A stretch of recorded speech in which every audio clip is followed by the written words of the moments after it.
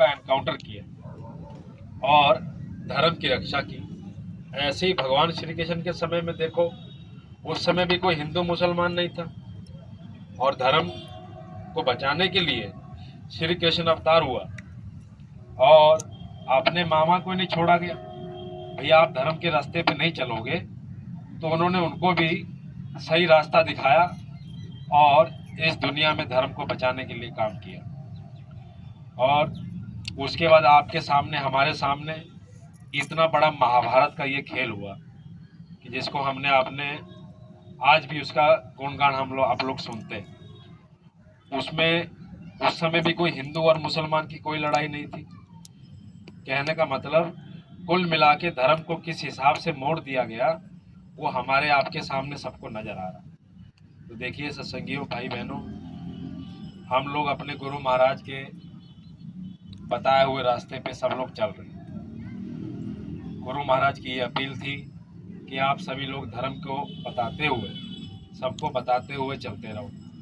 अब हमारे आपके सामने देखो, इतना बड़ा ये महाकुंभ का मेला, लगभग 144 साल बाद ये महाकुंभ का प्रयागराज में मेला लगा हुआ। इतना बड़ा आयोजन वहाँ पे हुआ। बड़े बड़े आचार्य, शंकराचार्य उस जमीन पे इकट्ठा हुए। कितने अखाड़े वहाँ पे, साधु संतों महात्माओं का इतना बड़ा मेला आयोजन उस जमीन पे हुआ है। और वहीं मांस और मछली खा के, अंडे खा के इतनी भीड़ और भगदड़ लोग मचा रहे, सोच रहे कि भाई अंडे और मांस खा लिए, आगे भी खाते रहेंगे और वो आज चलो वहाँ डुबकी लगा ली जाए, और डुबकी लगाने से सारे कर्म और पाप हमारे खत्म हो जाएंगे। लेकिन कितनी बड़ी अज्ञानता धर्म के नाम पे फैली हुई। जब भगवान राम आए उस समय हिंदू मुसलमान की कोई लड़ाई नहीं थी।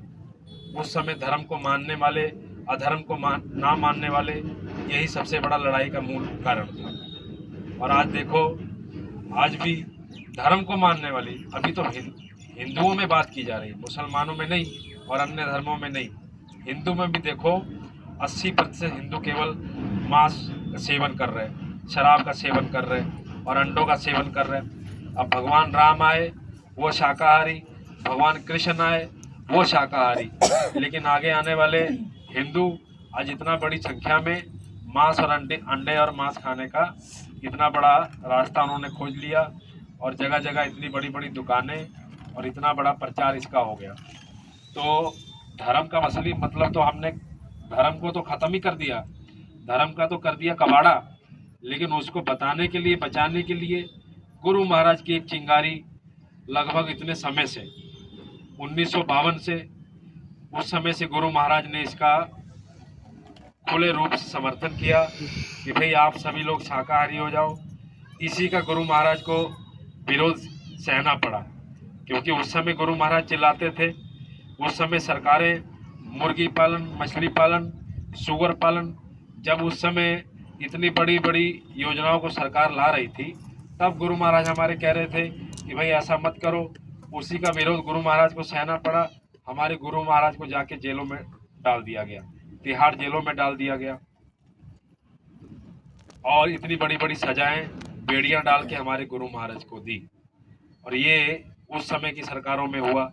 और आगे भी देखो, धर्म को तभी से, अभी से नहीं, तभी से एक लाइन में गुरु महाराज ने ये प्रचार प्रसार किया, इतना बड़ा बड़ा भीड़ लगाई और लोगों को जोड़ा, लोगों को बताया।